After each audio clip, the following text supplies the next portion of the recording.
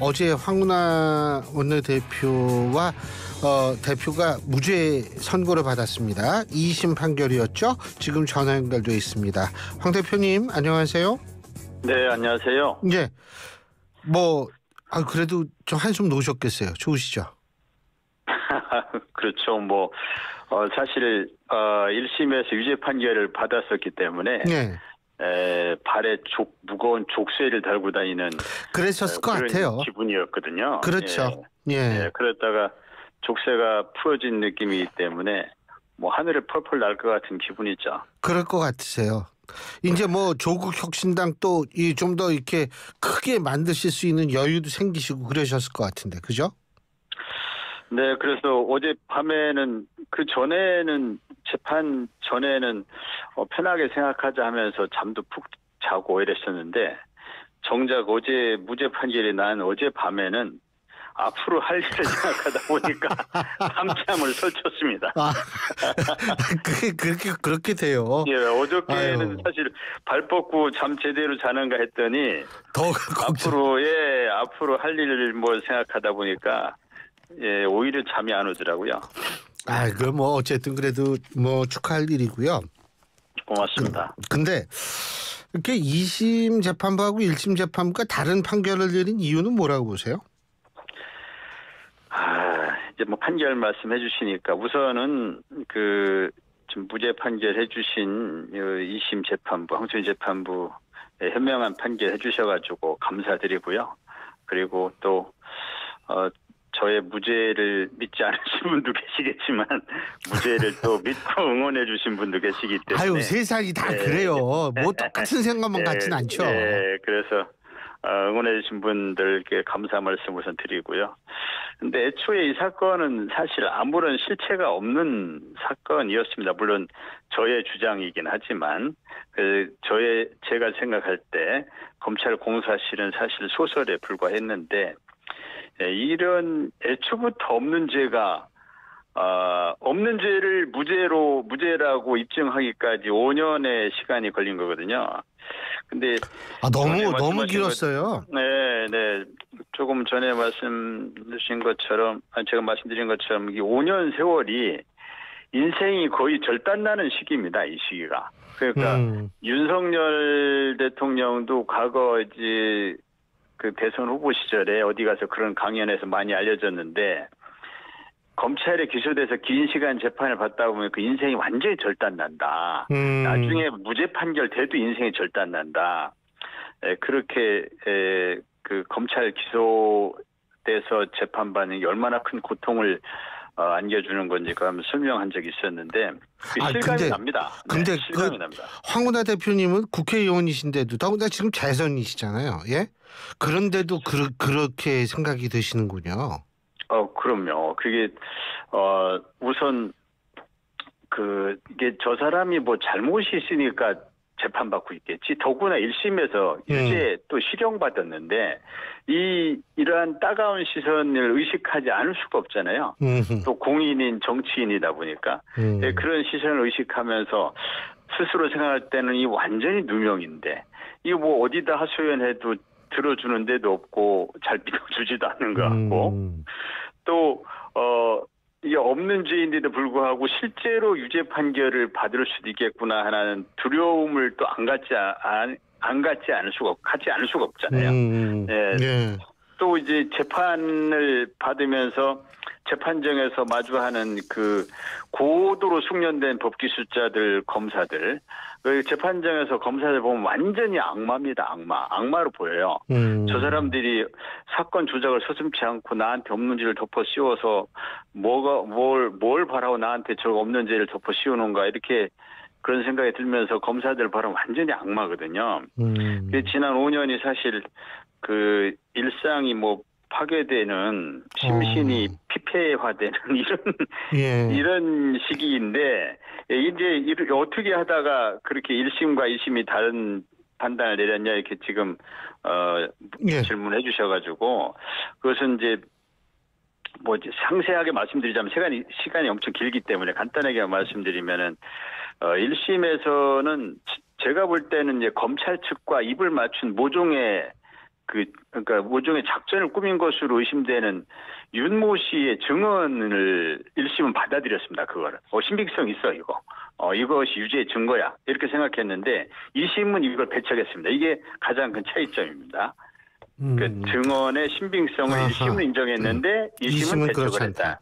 예, 이걸 또 왜 그런지 설명하자면 너무 길으니까 이건 다 말씀드릴 수가 없고. 예, 그다음에 이 사건이 이제 세상에 알려지기를 청와대 하명수사 이렇게 알려져 있지 않습니까? 네. 청와대 하명수사. 지금은 선거 개입 수사 뭐 이렇게 많이들 보도하는데 초창기에는 다 하명수사 이렇게 보도했습니다. 그런데 2심에서는 하명수사라고 하는 그런 검찰의 주장을 증거가 없다 이렇게 배척을 했고 또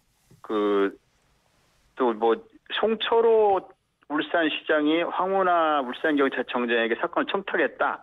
이것도 증거가 없다. 이렇게 배척을 했죠. 그런데 사실 하명수사라는 검찰의 주장은 울산경찰청 수사관들 나중에 뭐 세월이 지난 뒤에 어느 누굴 붙잡고 물어봐도 그러니까 그런 것이 사실이라면 지금쯤은 뭐 흘러나왔어야 되거든요. 그때 이런 일이 있었어.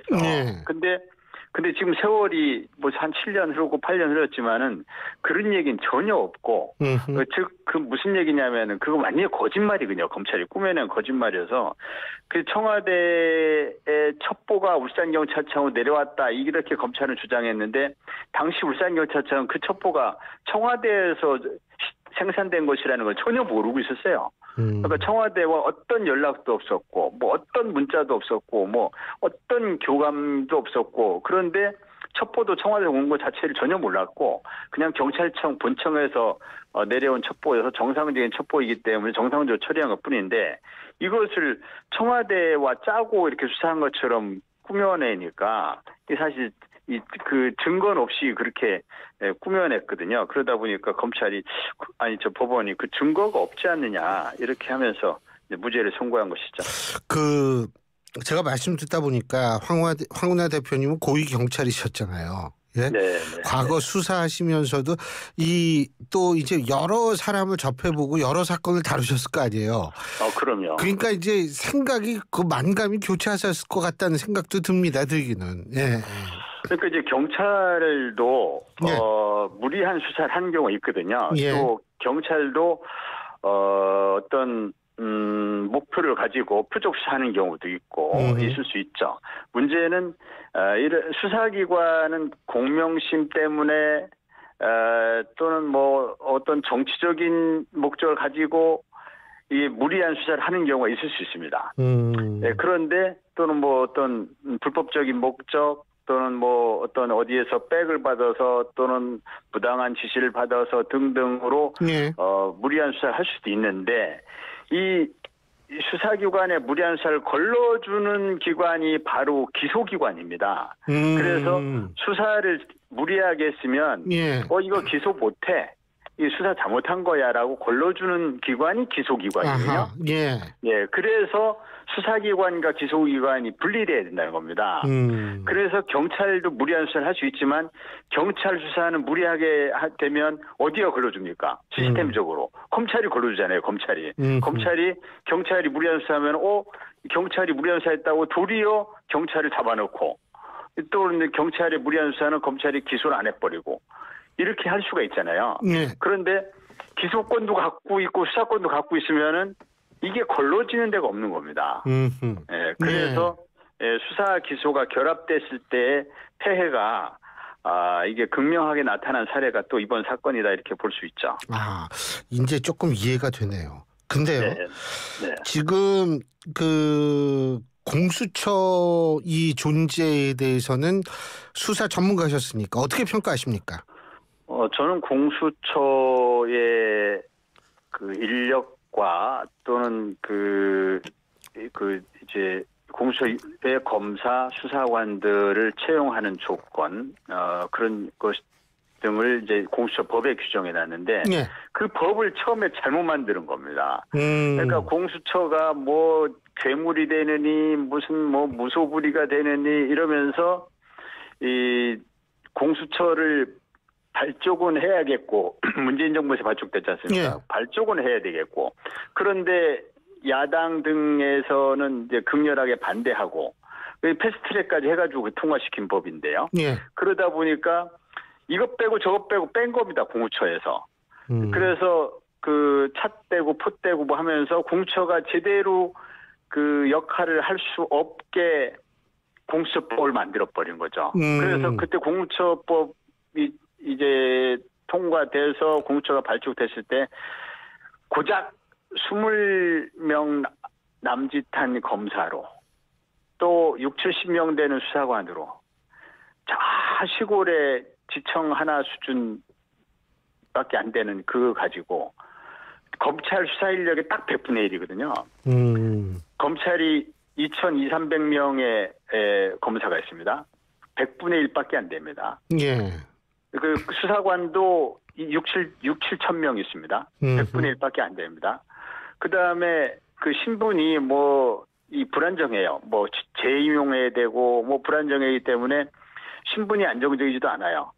거대한 검찰 권력, 거대한 검찰의 수사권은 그대로 남아 있어요. 검찰이 공수처 알기를 아주 우습게 하는 거죠. 공수처가 출범했을 때 서초동 검찰청에서 만세를 불렀다는 거군요. 야, 우리가 갖고 놀 수 있는 공수처다. 완전히 무시해도 괜찮다. 그러다 보니까 공수처에 세상에 공수처장을 지원하는 사람이 없어가지고 공수처장 구하는데 쩔쩔매거든요. 공수처 검사 구하는데 쩔쩔맵니다. 우선 인적 자원이 좋은 인적 자원이 들어오질 않아요. 검찰이 공수처를 알기로 우습게 하니까 공수처가 수사할 걸 검찰이 수사하러 가져가 버리거나 이번처럼 공수처가 이제 이번 내란 사건에서는 공수처가 이첩을 요구해서 검찰이 그냥 뭐 마지못해 넘겨주긴 했지만 공수처가 이제 역할을 못하고 도로 이제 검찰을 넘겨버렸지 않습니까? 글쎄요. 그래서 이상민 전 장관 문제도 그런 것 같아요. 그렇죠. 그래서 공수처는 반드시 필요한 기관이긴 합니다. 왜냐하면 향후 수사와 기소를 분리해서 검찰을 공소기관으로 자리매김하게 되면 고위공직자의 부패범죄에 대해서 어딘가는 전문적으로 수사하는 데가 있어야 되지 않습니까? 그래서 이제 검찰이 지금까지 담당했던 그 역할을 누군가 담당해야 되잖아요. 국가의 반부패 기능의 정상적인 수행을 위해서는 누군가 담당해야 되는데 그게 현재 시스템화에서는 고위공직자 범죄수사처 공수처죠.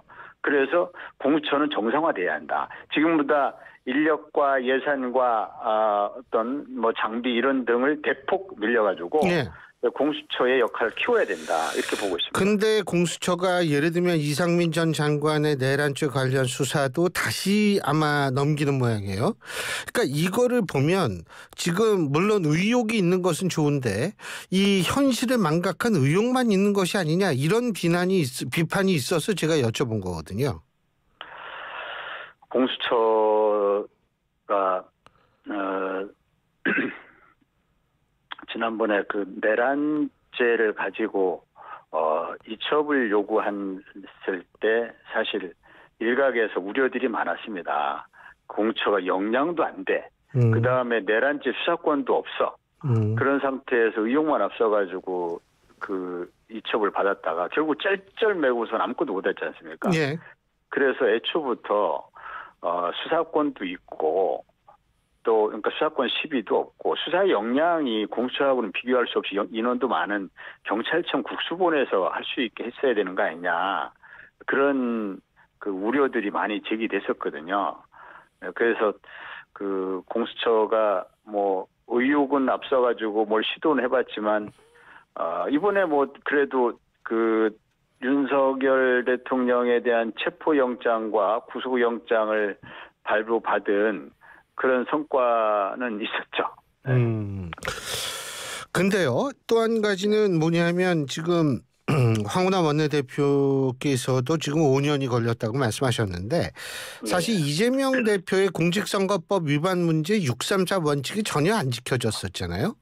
이게 2년 2개월 걸렸습니다. 2심까지. 그리고 이제 2심은 좀 빨리 나올 것 같은데 이거 뭐 원칙이라는 게 세워라 내워라잖아요. 그죠? 이거 어떻게 보고 계세요? 근데 그 재재판도 이제 5년 걸려 공직선거법이거든요. 예, 또 이재명 대표 재판도 지금 그 1심부터 6개월이 아니고 한참 오래 걸렸죠. 2년 2개월 걸렸습니다. 예. 예. 지금까지 공직선거법 위반 사건 633 원칙이 적용된 사건이 아마 지켜진 사건이 거의 없을 겁니다.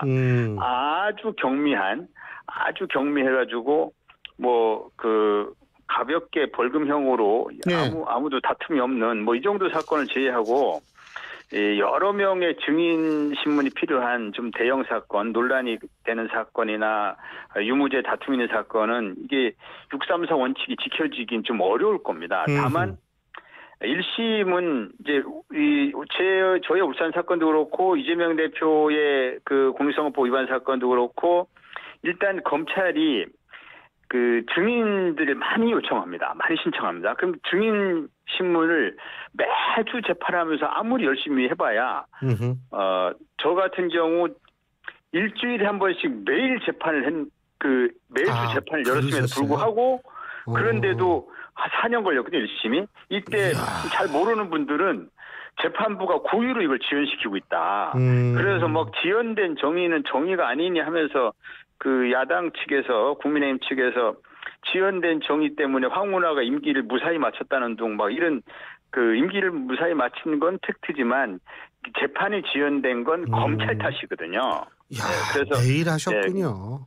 예. 그래서 그것을 피고인 측이 재판을 늦춘다고 늦추지도 않고 또 재판부는 일주일에 한 번씩 재판해 보려고 엄청 신속하게 재판해 보려고 엄청난 노력을 기울인 겁니다. 근데 검찰이 애초부터 좀 복잡한 사건, 뭐 제 시각으로 볼 때 무리한 사건들인데 무리한 사건들을 증거 없이 기소했다가 이것을 그 유죄로 어떻게 유죄 판결을 받아야 되고 하니까 온갖 증인들을 신청을 해가지고 그 과정에서 다시 사건을 조작하는 수준으로 막 증언 짜맞추기 하고 심지어 과거에 보면 교도소에 있는 증인들 불러가지고 증언 연습시키고 막 이렇게까지 하거든요.